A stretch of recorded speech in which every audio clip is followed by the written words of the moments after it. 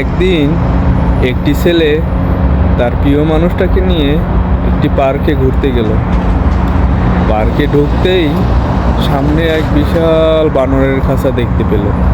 বানরের খাঁচাটা দেখে দুজনে একটু সময় ওখানে দাঁড়ালো। তো বানরের খাঁচার ভিতরে দুইটা বানর ছিল, খুব ঘুরছুটি করছিল। একজন আর একজনের মাথায় বিলি দিয়ে দিচ্ছিল, ভালোবাসতেছিল, দুজন দুজনকে খুব ভালোবাসতেছিল। এই দেখে মেয়েটা বলল, দেখো বানরের ভালোবাসাটা কত সুন্দর, দুজন দুজনকে কত সুন্দর করে ভালোবাসছে। এই কথা শুনে ছেলেটি কিছুই বলল না, ছেলেটি চুপ করে রইল। ওখান থেকে আরেকটু সামনে হেঁটে গেল।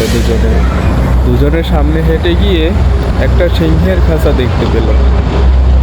ওখানেও দুজনে কিছু সময় দাঁড়ালো। ওখানে দাঁড়ানোর পরে ওই সিংহ দুটি একজন আর একজনের অপর সাইড হয়ে দুদিক দুই মুখ করে বসেছিল। তখন ওই বিষয়টা মেয়েটি দেখে বলল, দেখো সিংহের ভালোবাসা কেমন। তারা দুজনে একজন এদিক থেকে বসে আছে আর একজন ওই দিক থেকে বসে আছে, তাদের ভিতরে কোনো ভালোবাসাই নেই। এই কথাটা শুনেও ছেলেটি চুপ করে দাঁড়িয়ে রইল। কিছুক্ষণ দাঁড়িয়ে থাকার পরে ছেলেটি আবার পুনরায় বানরের খাঁচার দিকে ফিরে গেল। বানরের খাঁচার সামনে গিয়ে মেয়েটিকে একটা পাথরের ছোট্ট একটা টুকরো দিয়ে বলল, আচ্ছা তুমি এই টুকরোটা নিয়ে বানরের খাঁচার দিকে ছুঁড়ে মারো। মেয়েটি অবাক হয়ে বলল, কেন, আমরা কেন ওদেরকে ডিস্টার্ব করবো এখন? ছেলেটি বলল, তুমি একবার মেরেই দেখো না। তো মেয়েটি সত্যি বানরের খাঁচার দিকে পাথরটা ছুঁড়ে মারলো। যখনই ছুঁড়ে মারলো তখনই ওই বানর দুটি একে অপরকে ছেড়ে পালাতে লাগলো এবং পালিয়ে গেল। এতক্ষণ যারা এত বেশি ভালোবাসা ঘুমছুটি করছিল, তারাই এখন দুজন দুদিকে ছড়িয়ে গেছে, একজন আর একজনকে ছেড়েই পালিয়ে গেছে।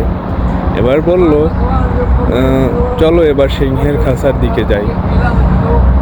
সিংহের খাঁচার দিকে যেয়ে ছেলেটি আবার ছোট একটা পাথরের টুকরো দিয়ে বলল, এই টুকরোটা এবার সিংহের খাঁচার দিকে ছুঁড়ে মারো। মেয়েটি বলল, কেন? ছেলেটি বলল, মারোই না। তখন মেয়েটি সিংহের খাঁচার দিকে ছুঁড়ে মারল। যেই ছুঁড়ে মারল, এই যে সিংহটি ছিল তার প্রিয় মানুষকে বাঁচাতে অমনি ওই মেয়েটির দিকে আক্রমণ করলো।